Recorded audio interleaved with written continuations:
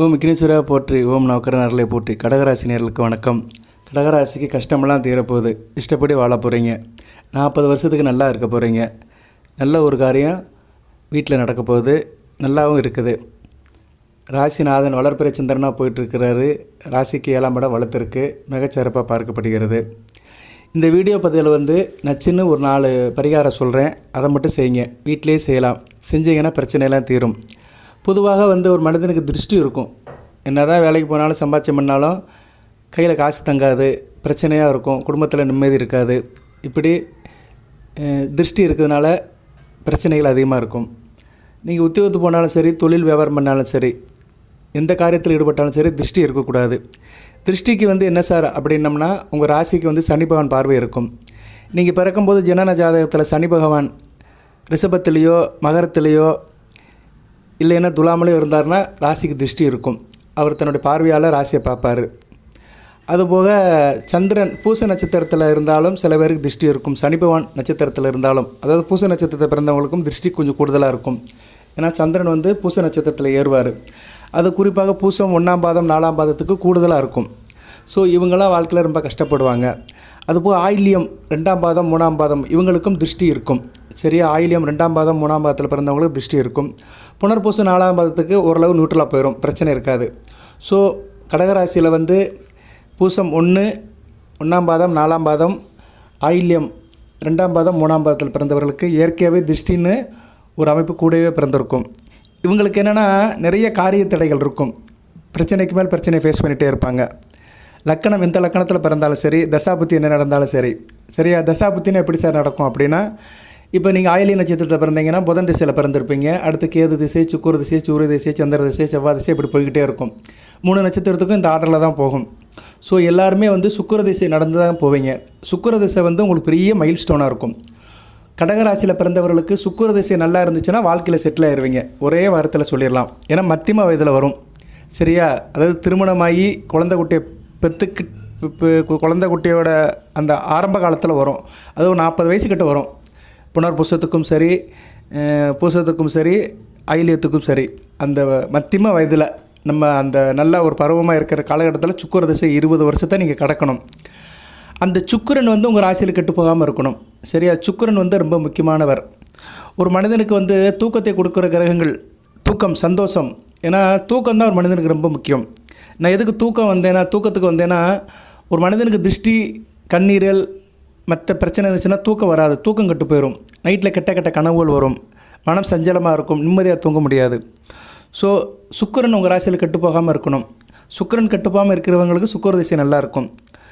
அதனால் இந்த வீடியோ பதிவு முழுமையாக கேளுங்க. உங்களுக்கு சில ஜோதிட தகவல்களும் ராசி பலன்களும் சில பரிகாரமும் சொல்கிறேன். வாழ்நாள் முழுக்க நிறுத்திட்டுருக்கும். 4 பரிகாரத்தை பண்ணிட்டீங்கன்னா, ஒவ்வொரு மாதத்துக்கும் ஒன்று 4 மாதத்துக்கு பண்ணிட்டீங்கன்னா 40 வருஷத்துக்கு நல்லா இருப்பீங்க. இப்போ உங்களுக்கு வயசு 35 வயசு ஆகுதுன்னு வச்சுக்கோங்களேன். இந்த காலகட்டத்தில் செஞ்சீங்கன்னா 75 வயசு வரைக்கும் நிம்மதியாக இருப்பீங்க. சில பிரச்சனைகள் வரும். பிரச்சனை இல்லாத மனிதன் யாரும் கிடையாது. எல்லாத்துக்கும் சில பிரச்சனைகள் இருக்கும். சரியா? அந்த காய்ச்ச மண்டடி மாதிரி வந்துட்டு போயிடும், வயிற்று விழு மாதிரி வந்துட்டு போயிடும். ஆனால் பெருசாக பாதிக்காது. சரியா நேர்களே? உடல் உபாதை இல்லாத மனுஷன் யார்? எல்லா மனிதனுக்குமே உடல் உபாதைகள் இருக்குது. ஆனால் அது கண்ட்ரோலாக இருக்குது. தாங்குகிற சக்தி நம்ம உடம்புக்கு இருக்குது. அப்படி இருந்துச்சுன்னா பிரச்சனை இல்லை. அது மாதிரி தான் உங்களுக்கு 40 வருஷத்துக்கு நல்லா இருக்கும். ஆனால் இடையில சின்ன சின்ன பிரச்சனைகள் வந்துட்டு போகும். பட் அதை நீங்கள் தாங்கிக்கிடுவீங்க. ரைட் சார், ரொம்ப பீடிகை போடாத விஷயத்துக்கு வா அப்படின்னு நீங்கள் கேட்குறீங்க. என் காதுக்கு அது கேட்குது. இப்போ கடகராசியில் பிறந்தவர்களுக்கு தூக்கத்தை கொடுக்குற கிரகம் கடகராசிக்கு புதன் தான். 12 கூடியவன், ராசிக்கு 12 கூடியவன். அவன் நல்ல நிலைமையில் இருக்கணும். பொதுவாக ஒரு ஜாதகத்தில் புதன், சந்திரன், சுக்கிரன் இந்த 3 கிரகங்களும் நல்ல நிலைமையில் இருந்துச்சுன்னா நல்லா தூங்குவாங்க. அதிலும் சந்திரனுக்கு கேந்திரமாக சுக்கிரன் வந்தார் வச்சுக்கோங்களேன், தாம்பத்தியம் நல்லாயிருக்கும், கணவன் மனைவி உறவு நல்லாயிருக்கும், படுக்கறை சுகம் நல்லாயிருக்கும், சந்தோஷமாக குடும்பத்தை நடத்துவாங்க. வயதானாலும் கணவன் மனைவி பிரியாமல் சந்தோஷமாக இருப்பாங்க. சந்திரனுக்கு சுக்கிரன் கேந்திரத்தில் கோணத்தில் வரணும். அப்படி பார்த்தோம்னா சந்திரனுக்கு சுக்கிரன் துலாம், விருச்சிகத்தில் இருக்கிற அந்த சிறப்பில் துலாமில் இருக்கலாம், மகரத்தில் இருக்கலாம், மீனத்தில் உச்சமாக இருக்குது, சூப்பர். அடுத்து மேசத்தில் இருக்கலாம். அடுத்து 11ஆம் இடம் ரிஷபத்தில் இருக்கலாம். சரியா? இந்த இடத்துல சுக்கிரன் இருக்க பிறந்தவர்கள் நல்லா தூங்குவாங்க. சரியா? அவங்களுக்கு திருஷ்டியெல்லாம் அந்த அளவுக்கு இருக்காது. சிறப்பாக பார்க்கப்படுகிறது. மகரத்தில் சுக்கிரன் இருக்கிறவர்கள் யோகசாலிகள். கடகராசியில் மகர சுக்கிரத்தில் பிறந்தவர்கள் யோகசாலிகளாக பார்க்கப்படுகிறார்கள். ரைட் நேரில். அடுத்து புதன். புதன் வந்து விரையாதிபதி, அயன சேன போகாதிபதி. புதன் நல்ல நிலைமையில் இருக்கணும். புதன் கெட்டு போகக்கூடாது. புதன் கெட்டு போனவங்களுக்கு தூக்கம் கெட்டு போயிடும். சரியா? அது எப்படின்னா இவங்களுக்கு வந்து சில நேரம் வந்து கான்சன்ட்ரேஷன் கரெக்டாக இருக்காது. இதை செய்வா அதை செய்வான்னு 1008 யோசனையில் இருப்பாங்க. புதன் வந்து வித்யாகாரகன், புத்திகாரகன். ஒரு மனிதனுக்கு ஸ்டெடியான புத்தியை கொடுக்குற ஒரு புதன் தான். சில பேர் பார்த்திங்கன்னா ஸ்டெடி மைண்டில் இருக்க மாட்டாங்க. வேலைக்கு போகணும், கிளம்புவாங்க, கொஞ்சம் நேரத்தில் ஏதோ ஒரு பிரச்சனை ஆயிரும், அப்படியே ஆஃபீஸ் ஃபோன் பண்ணிவிட்டு லீவை போட்டுருவாங்க. சரியா? அதே மாதிரி இன்றைக்கி வந்து இவர் பார்க்கக்கூடாதுன்னு நினச்சிட்டு இருப்பாங்க, திடீர்னு பார்க்க போயிடுவாங்க. அதாவது பிளானிங் இல்லாமல் இருப்பாங்க, ப்ரீ பிளானே இருக்காது அவங்களுக்கெல்லாம் புதன் கெட்டு போயிருப்பார். திட்டமிடல் வந்து கம்மியாக இருக்கும். ஸோ திட்டமிடல் கம்மியாக இருந்தாலே அலைச்சல் ஆயிரும். அலைச்சல் அதிகமாயிட்டாலே உடம்பு கெட்டு போயிடும், தூக்கம் வராது. ஸோ புதன் நல்ல நிலைமையில் இருக்கணும். குறிப்பாக வந்து கடக ராசியில் பிறந்தவர்களுக்கு, விருச்சிக லக்கணம் மேச லக்கணத்தில் பிறந்தவங்களுக்கு புதன் அந்த அளவுக்கு சிறப்பாக நல்ல பலங்களை கொடுக்க மாட்டார். ஈவன் கடக லக்கணத்தில் பிறந்தவங்களுக்கும், கடக ராசியில் கடக லக்கணம், விருச்சிக லக்கணம், மேச லக்கணத்தில் பிறந்தவங்களுக்கு புதன் வந்து ஏகப்பட்ட சிக்கலை கொடுப்பார், ஏகப்பட்ட பிரச்சனையை கொடுப்பார், விரயத்தை கொடுப்பார், தூக்கத்தை கெடுப்பார். ஸோ உங்களுக்கு வந்து தூக்கம் நல்லபடியாக இருக்கணும்னா சில பரிகாரத்தை செய்யணும். அந்த பரிகாரத்தை நீங்கள் தூங்கும்போது செஞ்சீங்கன்னா வாழ்க்கை நல்லாயிருக்கும், வளம்புறம், கையில் காசு பணம் இருக்கும், தொட்ட காரியம் தொடங்கும், காரிய அனுகூலம் இருக்கும், நினைத்த காரியம் நடக்கும். ஒரு 40 ஆண்டு காலத்துக்கு நல்ல விதமாக நீங்கள் காலத்தை கடத்தலாம். இப்போ வந்து நமக்கு வந்து நடக்கிற காரியங்களுக்கெல்லாம் எல்லாமே கர்மம் தான். கர்மம் வந்து ரொம்ப முக்கியமாக பார்க்கப்படுகிறது. கர்ம பலன், அதாவது நம்ம போன பிறவியில் செஞ்சு பாவ புண்ணியங்களை தான் இந்த பிறவியில் கழிக்கிறோம். அதை தான் கர்ம பலன் சொல்கிறோம். கர்ம பலனை காட்டுறவர் வந்து 2-3 கிரகங்கள், அதாவது அதில் நேரடியாக தொடர்பு இருக்கிறவர்கள் சனி பகவானும் ராகு கேதுகளும். ராகு வந்து ஒருத்தர் தான், ஆனால் 2ஆக பிரிக்கப்பட்டிருக்கிறாரு. சனி பகவான் வந்து கர்மத்துக்கு தண்டனை கொடுக்குறவர், ராகு வந்து கர்மத்தை கூட்டுறவர்.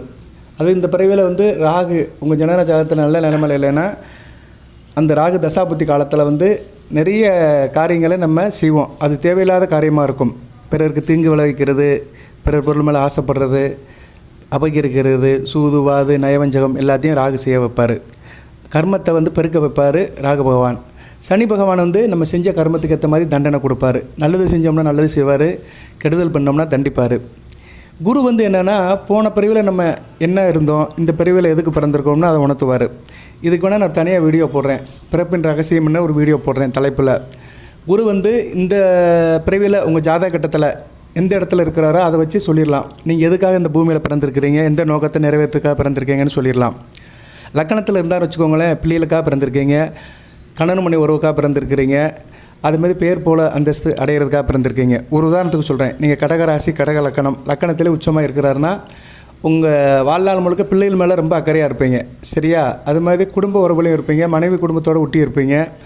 பேர் போல் அந்தஸ்து ஆட்டோமேட்டிக்காக உங்களை தேடி வரும், ஒரு காலகட்டத்தில் கண்டிப்பாக தேடி வரும்.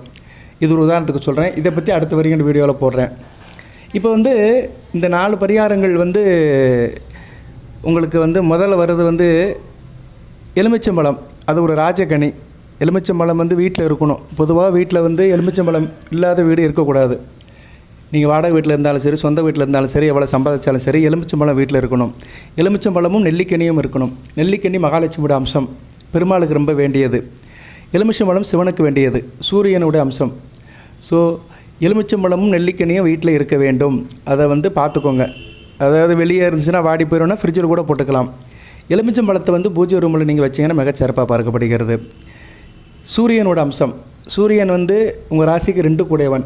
உங்களுக்கு பண பிரச்சனை இருக்கணும், தனவரவு இருக்கணும், குடும்பத்தில் சந்தோஷம் இருக்கணும், பழக்க வழக்கம் நல்லா இருக்கணும், பேச்சுவார்த்தை நல்லா இருக்கணும், பிறர்கிட்ட மதிப்பு கிடைக்க வேண்டும்.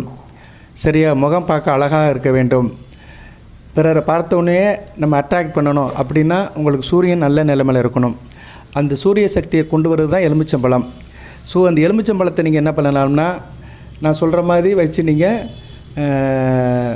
வழிபாடு பண்ணுங்கள். அந்த பரிகாரம், எலுமிச்சம்பழத்தை வந்து தலையணையில் வச்சுக்கணும்.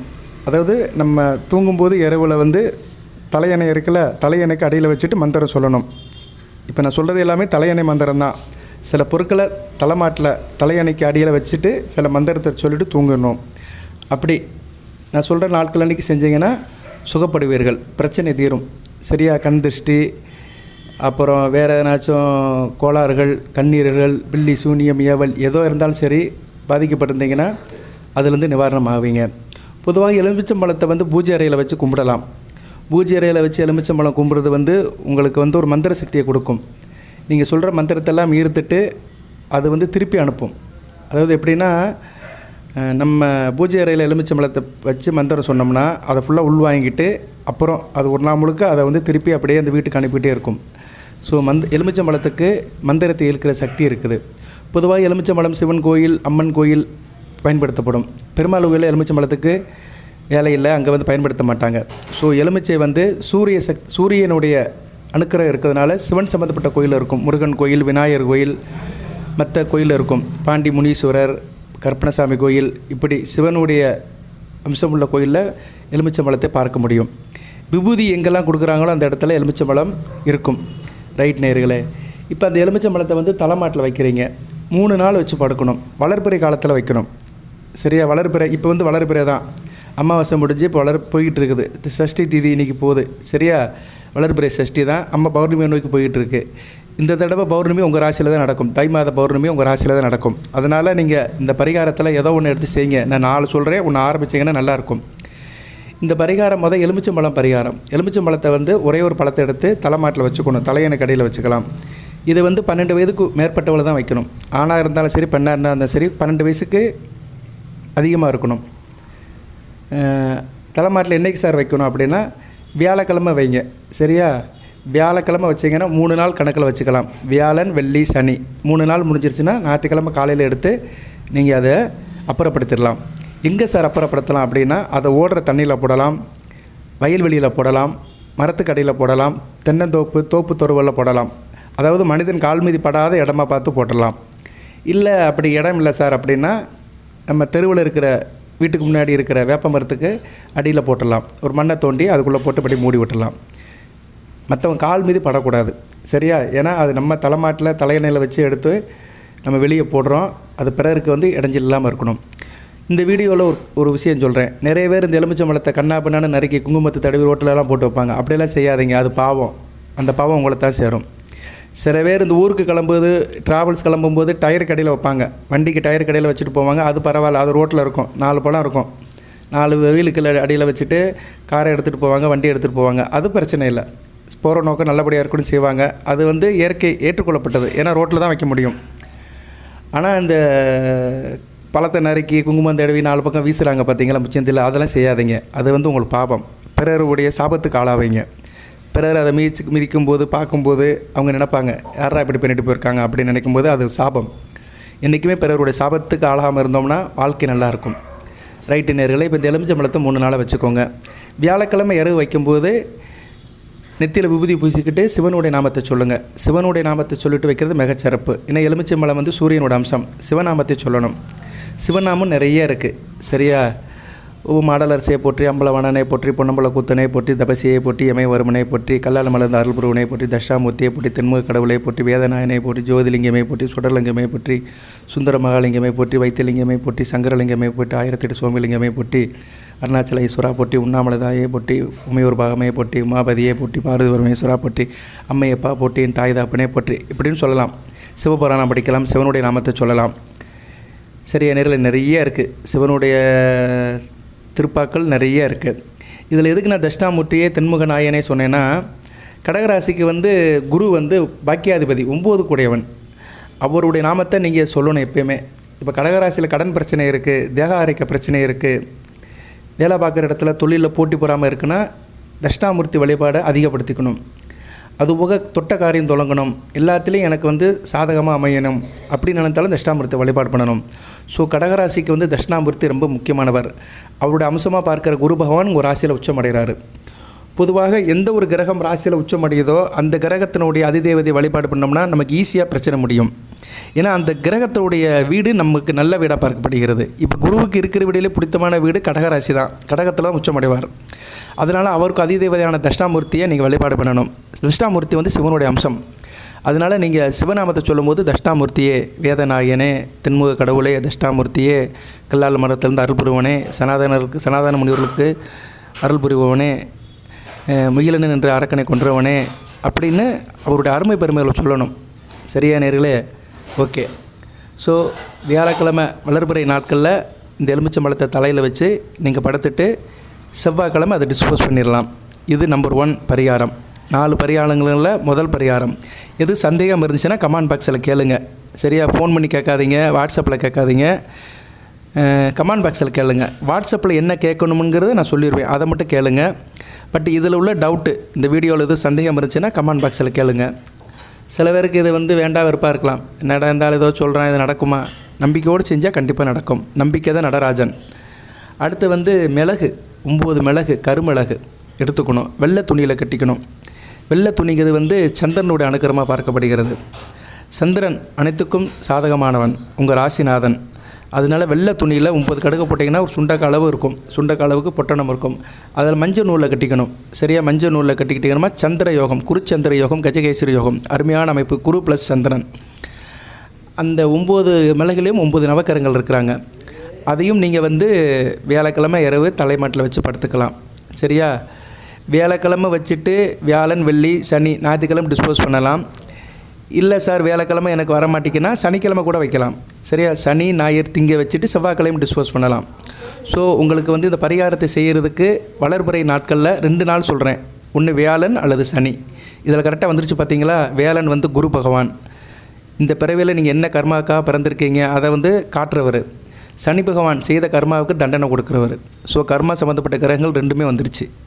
அந்த கிரகத்துடைய கிழமைகளை செஞ்சீங்கன்னா இந்த பிறவியில் நீங்கள் பிறந்த கர்மா செய்கிற காரியங்கள், போன பிறவியில் செய்த காரியங்கள் எல்லாத்துக்குமே சார்ட் அவுட் ஆகும். ஒரு மனிதனுக்கு லாபம், யோகம்னா என்னென்னா அவனுக்கு வந்து கர்மா நல்லபடியாக வேலை செய்யுதுன்னு அர்த்தம். கர்மா நல்லபடியாக வேலை செய்யுதுன்னா அவனுக்கு லாபம் நல்லபடியாக இருக்கும். தொட்ட காரியம் தொடங்கும், காரிய அனுகூலம் இருக்கும். கர்மா சரியில்லை அப்படின்னா பிரச்சனை தான், தடங்கள் தான், இடைஞ்சல் தான். ஸோ உங்களுக்கு வந்து வளர்பிறை காலம், அமாவாசை முடிஞ்சு மறுநாள் பிரதமையிலிருந்து நீங்கள் வந்து பௌர்ணமி வரைக்கும் இந்த வழிபாடை செய்யலாம். தேய்பிரையில் செய்ய வேண்டாம். பௌர்ணமிக்கு பின்னாடி வருகிற நாட்களில் செய்ய வேண்டாம். வளர்பிறை காலத்தில் வருகிற வியாழன் அல்லது சனிக்கிழமை, எப்படியும் எனக்கு தெரிஞ்சு ஒரு 2 வியாழன் 2 சனி வரும். சரியா? அந்த காலகட்டத்தில் நீங்கள் செய்யலாம். மாதம் ஒரு பரிகாரம் பண்ணலாம். இப்போ வந்து மிளகு பரிகாரம். 11 மிளகை வந்து வெள்ளை துணியில் கட்டி மஞ்சள் நூலால் கட்டி பொட்டணமாக்கி தலைமாட்டுக்கு வச்சுக்கோங்க. தலையணைக்கு அடியில் வச்சுருக்குறேங்க. மந்திரம் என்ன சொல்லணும்னா நவக்கர ஞாயிறில் சொல்லணும். வேவூர் தோழிபங்கன் விட முண்டகண்டகன் மிக நல்ல வினதடவி மாசர் கங்கை முடியுமேல் புகுந்த நாள் ஞாயிறு திங்கள் செவ்வாய் புதன் வேளாண் வெள்ளி சனி பாம்பு உடனே ஆசிரு அவை நல்ல நல்ல அடியிருக்கும் மிகவே. இது வந்து கோளறு பதிகம். இது எனக்கு தெரியாது சார் அப்படின்னு சொல்கிறவங்க நவக்கர ஞாயிறில் சொல்லுங்கள். ஓம் சூரிய பவனை போற்றி, சந்திர பவனை போற்றி, அங்கார பவனை போற்றி, புதன் பவனை போற்றி, குரு பவனை போற்றி, சுக்கர பவனை போற்றி, சனீஸ்வர பவனை போற்றி, ராகு பவனை போற்றி, கேது பவனை போற்றி அப்படின்னு சொன்னீங்கன்னா தோஷமெல்லாம் அகன்றும். நவக்கிர தோஷம், குறிப்பாக சனி தோஷம், செவ்வாய் தோஷம், ராகு கேது தோஷம்லாம் சார்ட் அவுட் ஆயிரும். இப்போ ராசிக்கு 7ஆம் இடத்துல ராகு இருக்கிறாரு. சரியா? நல்ல விதமாக பார்க்கப்படாது. டிசம்பர் 5ஆம் தேதி வரைக்கும் இருப்பார். அதனால் அடுத்து வருகின்ற நாட்களுக்கு ராசிக்கு 5ஆம் இடமும் ராசிக்கு 2ஆம் இடத்துலேயே ராகு கேதுகள் இருக்கிறதுனால, ராசிக்கு 7 ராசிக்கு 2 ராகு கேதுகள் இருக்கிறதுனால இந்த 11 மிளகை வச்சு கும்பிட்டிங்கன்னா பணப்புழக்கம் அதிகமாக இருக்கும். இன்டகிரேஷன் நல்லாயிருக்கும். கூட்டுறவு நல்லாயிருக்கும். கணவன்மனை உறவு நல்லாயிருக்கும். நினைத்த காரியம் நினைத்த காலத்தில் முடியும். அப்புறம் வந்து ஷேர் மார்க்கெட்டு, பங்குதாரர், டீம் அசோசியேஷன், டீம் லீடர், இப்படி நிறைய சொல்லலாம். 7ஆம் இடம் வந்து கூட்டு தொழிலுக்கு வரும், தேக ஆரோக்கியத்துக்கும் வரும், புத்திசாலித்தனத்துக்கும் வரும். ஸோ 7ல் ராகு இருக்கிறதுனால இப்போ வந்து கொஞ்சம் நீங்கள் தடுமாற்றத்தில் தான் இருக்கிறீங்க. அதெல்லாம் சரி கட்டப்படும். அடுத்து வந்து 2வது பரிகாரம் சொல்லியாச்சு. இதையும் நீங்கள் என்ன பண்ணுறீங்கன்னா வியாழக்கிழமை வச்சு செவ்வாய்க்கிழமை டிஸ்போஸ் பண்ணிடுங்க. இல்லைனா சனிக்கிழமை வச்சு சனிக்கிழமை வச்சு செவ்வாய்க்கிழமை டிஸ்போஸ் பண்ணலாம். வியாழக்கிழமை வச்சு ஞாயிற்றுக்கிழமை டிஸ்போஸ் பண்ணலாம். 3 நாட்கள் தான், அதிகம்லாம் இல்லை.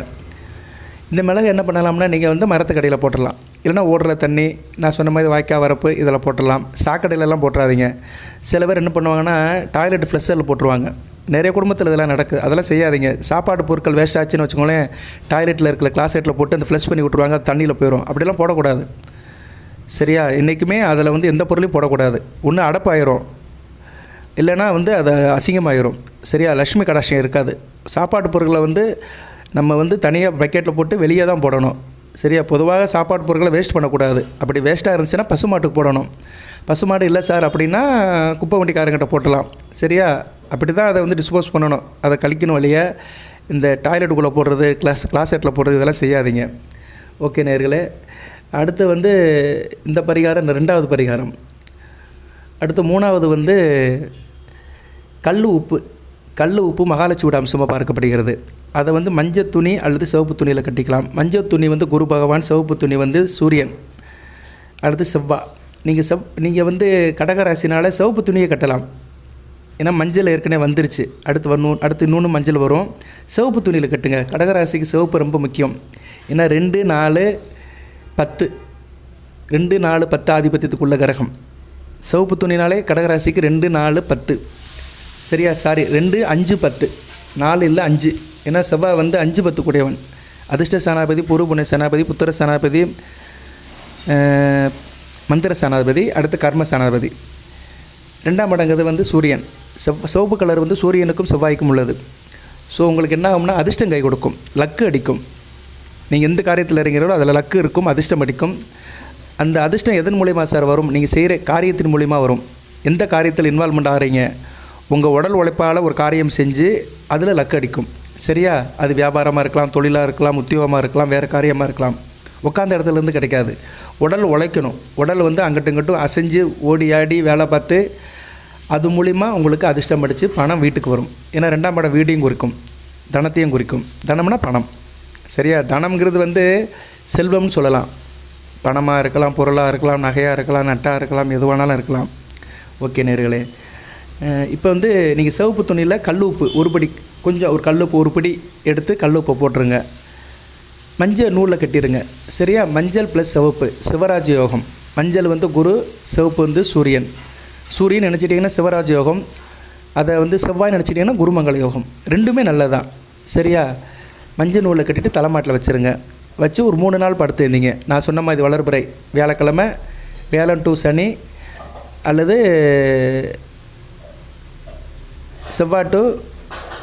செவ்வாய் புதன் வியாழன். சரியா? செவ்வாய்க்கிழமை இல்லை, சனிக்கிழமை. சனி ஞாயிறு திங்கள் செவ்வாய். ஆமாம், ஏற்கனவே சொல்லிவிட்டேன், அந்த டேட்டை ஃபாலோ பண்ணுங்கள். சரியா? சனிக்கிழமை வச்சு செவ்வாய்க்கிழமை எடுத்துடலாம், இல்லைன்னா வியாழக்கிழமை வச்சு செவ்வாய்க்கிழமை எடுக்கலாம், இல்லைன்னா சனிக்கிழமை வச்சு சனி ஞாயிறு திங்கக்கிழமை எடுக்கலாம். சரியா? இப்படி தான் 3 நாள் சொல்லியிருக்கிறேன், கன்ஃபியூஸ் பண்ண வேண்டாம். ஏன்னா நிறைய தகவல் சொன்னோம்னா நிறைய பேர் கன்ஃபியூஸ் ஆகிரும், என்றைக்கு வைக்கலாம்னு. சரியா நேர்களே? அதனால் உங்களுக்கு வாரத்தில் 3 நாட்கள் இந்த பரிகாரம் செய்கிறதுக்கு 3 நாட்கள் வியாழன் வெள்ளி சனி 3 நாள் செய்யலாம். வியாழக்கிழமை ஆரம்பித்து வியாழன் வெள்ளி சனி முடித்து ஞாயிற்றுக்கிழமை டிஸ்போஸ் பண்ணிடலாம். இல்லைனா சனிக்கிழமை ஆரம்பித்து சனி ஞாயிறு திங்க முடித்து செவ்வாய்க்கிழமை டிஸ்போஸ் பண்ணிடலாம். ஸோ உங்களுக்கு டிஸ்போஸ் பண்ணுறது, அதை கழிக்கிறது வெளியே போகிறது ஞாயிற்றுக்கிழமை அல்லது செவ்வாய்க்கிழமை. இதுதான் ரொம்ப முக்கியம். ரைட்டு. இந்த கல் உப்பை தலையில் வச்சு படுங்க. கல் உப்பு மகாலட்சுமியோட மந்திரம். மகாலட்சுமி மந்திரத்தை சொல்லணும். சுக்கிரன் உங்கள் ராசிக்கு 4, 11 கூடியவன். நல்லா இருக்கும், சுகப்படுவீர்கள். வீடு கட்டணும் ஆசை இருக்கிறவங்களும் அதை செய்யுங்க. வீடு கட்டணும், குடும்பம் நல்லா இருக்கணும், மேற்படிப்பு படிக்கணும், நிறைய வித்தைகளை தெரிஞ்சுக்கணும், வண்டி வாகன யோகம் இருக்கணும். இந்த ட்ராவல்ஸ், டிரான்ஸ்போர்ட், லாஜிஸ்டிக் வச்சுருக்கவங்களும் இதை செய்யலாம். அதில் நல்ல லாபம் இருக்கும். அதுபோக 11 கூடியவன் அவர் தான். லாபம் நல்லாயிருக்கும். சரியா? பெரிய பெனிஃபிட், பெரிய ப்ராஃபிட் கிடைக்கும். ஸோ மகாலட்சுமியோடைய அம்சம் பறிக்கிற அந்த கல் உப்பை தலையில் வச்சு படுத்திங்கன்னா மகாலட்சுமியோட அம்சம் கிடைக்கும். மகாலட்சுமியோட நாமத்தை சொல்லிட்டு நீங்கள் படுத்துக்கணும் அந்த 3 நாளும். ஓம் ஆதிலட்சுமியை போட்டி, தனலட்சுமியை போட்டி, தானியலட்சுமியை போட்டி, திவ்யலட்சுமியை போட்டி, திரைவலட்சுமியை போட்டி, சௌபாக்கியலட்சுமியை போட்டி, வீரலட்சுமியை போட்டி, விஜயலட்சுமியை போட்டி, ஐஸ்வர்யலட்சுமியை போட்டி, சந்தானலட்சுமி, கஜலட்சுமியை போற்றி அப்படின்னு சொல்லுங்கள். சொல்லிவிட்டு மனசுக்குள்ளே நினச்சிக்கிட்டு நெத்தியில் ஊதியை பூசிக்கிட்டு இங்கே படுத்துக்கலாம். ஸோ 3 முடிஞ்சு போச்சு. ஒவ்வொரு பரிகாரம் பண்ணினீங்கன்னா 10 வருஷத்துக்கு பலன் நிற்கும். இப்போ 3 முடிஞ்சிருச்சு, 30 வருஷம். இந்த 3ஐயும் அடுத்தடுத்து செய்யணுமான செய்ய வேண்டாம், மாதத்துக்கு 1 செய்யுங்க. இந்த வீடியோ கிளிப்பை நான் வச்சுக்கோங்க, நோட் புக்கில் எழுதி வச்சுக்கோங்க. மாதத்துக்கு 1 செஞ்சீங்கன்னா மிகச்சிறப்பாக இருக்குது. அடுத்து விரலி மஞ்சள், வேப்ப இலை. வேப்ப இலைன்னா என்ன? ஒரு இனுக்கு. அந்த கொப்பில் ஒரு இனுக்கை பறிச்சிருங்க. அதில் ஒரு 7-8 இலை இருக்கும், 10 இலைக்குள்ளே இருக்கும். அந்த வேப்ப இலை இனுக்கும் விரலி மஞ்சள் ஒன்றையும் மஞ்சள் நூலில் கட்டிடுங்க. வேப்ப இலை சந்திரன், மஞ்சள் குரு. குருச்சந்திர யோகம், கஜகேஸ்வரி யோகம். நல்லா இருக்குங்க. உங்கள் ராசிநாதனோட அம்சம் பரிபூர்ணமாக கிடைக்கும். சரியா? இதையும் தலைமாட்டில் வைங்க. வியாழக்கிழமை வச்சு ஞாயிற்றுக்கிழமை எடுத்துருங்க, இல்லைன்னா சனிக்கிழமை வச்சு சனி ஞாயிறு திங்க. சரியா? செவ்வாய்க்கிழமை எடுத்துருங்க. ஸோ நான் அதே மாதிரி தான், கிழமையெல்லாம் ஒரே மாதிரி தான். ஆனால் வழிபாடுற பொருட்கள் மட்டும், பரிகார பொருட்கள் மட்டும் மாறும். விரலி மஞ்சள், வேப்ப இலை தலைமாட்டில் வச்சு எடுத்திங்கன்னா மிகச்சிறப்பாக இருக்கும். இதை வச்சு எடுக்கும்போது என்ன மந்திரம் சொல்லணும் சார் அப்படின்னா, அன்னை ஆதிபராசக்தி மந்திரத்தை சொல்லணும், சக்தி மந்திரத்தை சொல்லணும், சக்தி கவசம் படிக்கணும். சரியா? மாரியம்மன் நாமத்தை சொல்லலாம், ஆதிபராசக்தி அம்மன் நாமத்தை சொல்லலாம். ஓம் மீனாட்சி தாயே போற்றி, காஞ்சி காமாட்சியே, காசி விசாலாட்சியே, திருக்கடவுர் அபிராமண்ணியே, சிறுகால திரிபுர சுந்தரியே, வைத்தீஸ்வரன் கோவில் தையனாயே, நெல்லை காந்திமதி அம்மனை போற்றி, ஆவட பார்வதி கோமதி அம்மனை போற்றி, ஒப்பனைமனை போற்றி, குழலால் மொழியே போற்றி, வேதனாயே போற்றி, சமுந்திரனாயே தாயே அன்னையே போற்றி. அம்பாளுடைய நாமத்தை சொல்லலாம், அம்பாளுடைய லகரி படிக்கலாம், சௌந்தரிய லகரி படிக்கலாம், எதாக இருந்தாலும் சரி நாமத்தை சொல்லணும். ஏன்னா அன்னை ஆதிபராசி சக்தியை போற்றி அப்படின்னு ஒரு 11 தடவை சொல்லிட்டு வைக்கலாம். இதை செஞ்சீங்கன்னா மிகச்சிறப்பாக இருக்கும். ஸோ உங்களுக்கு 4 பரிகாரம் சொல்லியிருக்கிறேன். முதல்ல வந்து எலுமிச்சம்பழம், அடுத்து 11 மிளகு வெள்ளை துணியில் கட்டுறது, அடுத்து ஒரு படி கல் உப்பு மஞ்சள் சிவப்பு துணியில், அதுக்கடுத்து விரலி மஞ்சள் வேப்ப இனுக்கு. இதை அடுத்தடுத்து செய்யுங்க. வளர்ப்புறை காலத்தில் செஞ்சீங்கன்னா மிகச்சிறப்பாக இருக்கும். எல்லா பிரச்சனையும் தீரும். உங்களுக்கு என்ன பிரச்சனை இருந்தாலுமே தீரும். ஒன்று செய்ய செய்ய ஒரு முன்னேற்றம் கிடைக்கும். கண்கூடாக பார்க்கலாம். நான் தினமும் வேப்பிலை வச்சு தான் படுக்கிறேன். தலைமாட்டில் ஒரு வேப்பிலை இனுக்கு வச்சுருவேன். சரியா? விபூதி போட்டுருவேன் தலைமாட்டு கடையில், தலையணை கடையில். மந்திரம் சொல்லிட்டு தான் படுப்பேன். நான் ஒரு நாளைக்கு ஒரு 3 தடவை இறை வழிபாடு பண்ணுவேன். காலையில், சாயந்தரம், இரவு. சரியா நேரில் காலை மாலை இரவு தூங்குறதுக்கு முன்னாடி மந்திரம் சொல்லிட்டு தான் படுப்பேன். இரவில் வந்து மந்திரம் சொல்லி படுக்கிறது மிக அருமருந்து. அது ஒரு தலையணை மந்திரம். நல்லாயிருக்கும். அன்றைய பொழுது நல்லபடியாக முடிஞ்சதுக்கு இறைவனுக்கு ஒரு நன்றியை சொல்லிவிட்டு, மறுநாள் பொழுது நல்லபடியாக வர்றதுக்கு இறைவனுக்கு ஒரு நமஸ்காரம் சொல்கிறது நல்ல விதமாக பார்க்கப்படும். அதுபோல் அதிகாலையில் எந்திப்பேன். 3 மணிக்கு 3 to 4 எந்திரிச்சேன்னா குளிக்கலாம் மாட்டேன். குளிக்க வேண்டிய அவசியம் இல்லை. சுத்தபத்தமாக இருந்தோம்னா அந்த தேவர்கள் நினச்சி கும்பிட்டுக்கலாம். 30 தேவர்கள் நினச்சி கும்பிட்டுக்கலாம். சரியா? ஏன்னா தேவர்கள் கண்ணு விழிக்கிற நேரம் அந்த பிரம்ம முகூர்த்தம். அந்த நேரத்தில் சும்மா ஒரு சின்ன நமஸ்காரம், நம்மளாக ஒரு நமஸ்காரம் பண்ணிவிட்டு அப்படியே மறுபடியும் தூங்க போகலாம். சரியா? வாய்ப்பு இருக்கிறவங்க வேலை வெட்டி பாருங்கள். சில பேர் அப்படியே 4 மணிக்கு எழுந்துச்சு கடமையில் செய்ய ஆரம்பிப்பாங்க. அவங்க சின்ன நமஸ்காரம் பண்ணிட்டு கடமையில் ஆரம்பிங்க. அப்புறம் முடிச்சுட்டு மறுபடியும் பூஜை ரூமுக்கு போய் சாமி கும்பிடுங்க. வாட்டவர் மேபி காலையில் இந்த பிரம்ம முகூர்த்தத்தில் 3 to 5 எழுந்திரிச்சோம்னா சின்ன இறைவனை நினச்சிக்கணும். மனதால் பிரார்த்தனை பண்ணிட்டீங்கன்னா மிகச்சிறப்பாக பார்க்கப்படுகிறது. அதுபோக இந்த பரிகாரம்னு சொல்ல முடியாது. பரிகாரம்னா என்ன? ஒரு குருக்களை வச்சு புரோகிரதை வச்சு செய்கிறது, கோயில்லையோ குளத்தாங்கரையிலோ செய்கிறது. இது ஒரு வழிபாடு தான். நம்ம வீட்டில் நம்மளாக வழிபாடு, இறைவனை கும்பிட்டுட்டு நம்ம வீட்டில் இருக்கிற பொருளை எடுத்து செய்கிறோம். இதுக்கு வந்து பெண்கள் மாதவிடான காலத்தில் செய்ய வேண்டாம். சரியா? மாதவிடான காலத்தில் செய்ய வேண்டாம். ஆண்களும் மற்ற நேரங்களில் செய்ய வேண்டாம். நான்வெஜ் சாப்பிட்ற அன்றைக்கி செய்ய வேண்டாம். இது செய்ய ஆரம்பிச்சிட்டிங்கன்னா 3 நாள் நான்வெஜ் சாப்பிடாமல் இருக்கணும். அதுபோக ஆண்கள் எடுக்கக்கூடாது. சரியா? ஆல்கஹால் எடுத்துட்டிங்கன்னா இதெல்லாம் செய்யக்கூடாது. தவிர்த்துடணும். 3 நாள் தவிர்த்துட்டு செய்யணும். இல்லை சார் என்னால் தவிர்க்க முடியலன்னா தயவுசெய்து இந்த பரிகாரமாக செய்யாதுங்க, இக்னோர் பண்ணிடுங்க. சில காரியத்தை செய்யும்போது அதுக்கு நம்ம கடமைப்படணும். சரியா? உடல் வந்து ஒத்துழைக்கணும். மனம் நினைக்கும் ஆயிரும், ஆனால் உடல் ஒத்துழைக்கணும். எந்த ஒரு காரியம் சக்ஸஸ் ஆகும்னா நம்ம மனதாலும் உடலாலும் ஒன்று போய் செய்யும்போது தான் ஒரு காரியம் வந்து சக்ஸஸ் ஆகும். மனதுக்கும் உடலுக்கும் சம்மந்தம் இல்லாமல் செஞ்சோம்னா அந்த காரியம் வந்து அறகுறையாக தான் இருக்கும். இது வந்து எல்லாத்துக்கும் தெரிஞ்சது தான். அதை தான் மனம் போல் மாங்கல்யம் இருக்காங்க. அதனால் நீங்கள் ஆண்களுக்கு சொல்கிறேன், ஆல்கஹாலாம் எடுத்துகிட்டு இதை செய்யாதீங்க. அப்படி இருக்கிறவங்க இந்த வீடியோ இக்னோர் பண்ணிடுங்க. சரியா? இதை வந்து தவிர்த்துருங்க. மற்றபடி உங்களுக்கு தெரிஞ்சதை செஞ்சுட்டு போங்க. அதே மாதிரி தாம்பத்திய உறவில் ஈடுபடக்கூடாது. இந்த பரிகாரம் தலையணையில் வைக்கிறோம். தலையணைக்கு அடியில் வச்சு நம்ம செய்கிறதுனால தாம்பத்திய உறவும் ஈடுபடக்கூடாது. ஆண் பெண்கள் தாம்பத்திய நேரம் ஒரு 3 நாளைக்கு தாம்பத்திய உறவில் ஈடுபடாமல் இருக்கிறது மிகச்சிறப்பு. இதை வந்து எல்லாத்துக்கும் தெரியும். சரியா? சுத்தபத்தமாக இருக்கணும். இருந்து செஞ்சீங்கன்னா சுகப்படுவீர்கள். நல்லா இருக்கும் நேயர்களே.